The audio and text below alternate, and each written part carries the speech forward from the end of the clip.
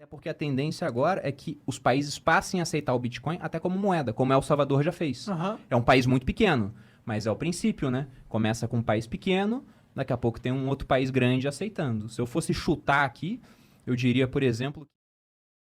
Bruno, como fazer para tirar o monopólio do dinheiro das mãos do Estado? E qual o grande problema de ser dependente do Estado nesse quesito? Vou até pegar uma frase aqui do economista que eu já citei no podcast, o Hayek.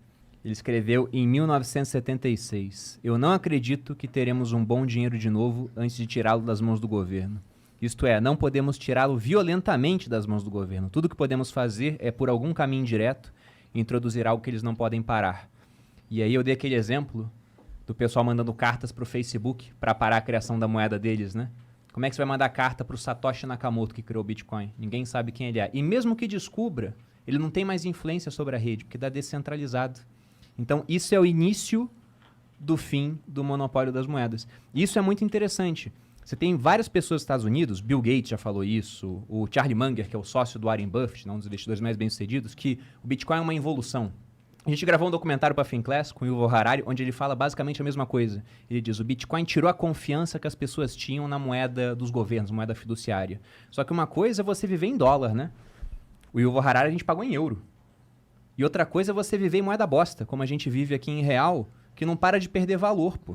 Não para. Então, para esses caras terem a opção de alocar parte do que eles têm em termos de patrimônio em um ativo digital escasso, que é um feito tecnológico incrível, porque é difícil ter alguma coisa escassa digital. Eu posso mandar o mesmo e-mail para 1 milhão de pessoas. Aquele negócio é único.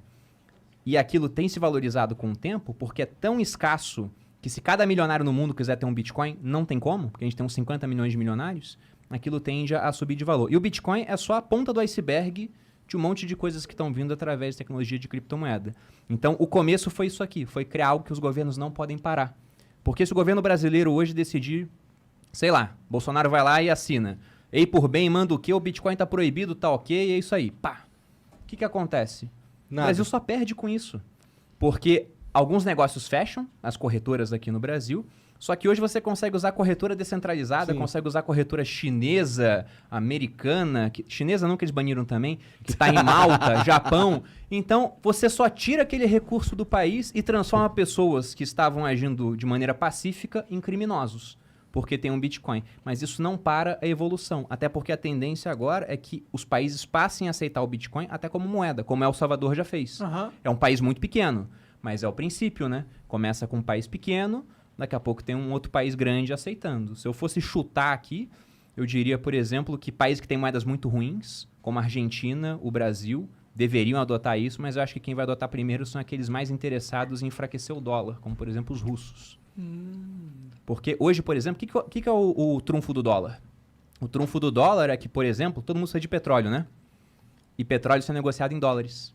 Então, como todo mundo precisa de petróleo e petróleo é negociado em dólares, todo mundo precisa de dólar. Aí isso faz o quê? Os americanos podem criar trilhões de dólares, aumenta a oferta, dinheiro é como qualquer outra coisa. Só que a demanda é muito alta por dólares.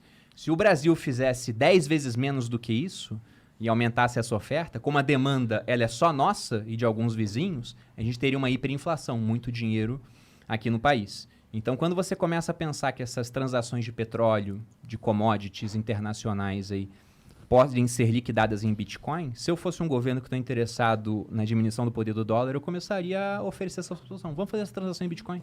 Entendi. O petróleo e Bitcoin. Pois é. Não sei se vai acontecer ou não, mas é uma coisa que está na mesa aí para um dia acontecer. Mas o começo já está aí, cara. É criptomoeda.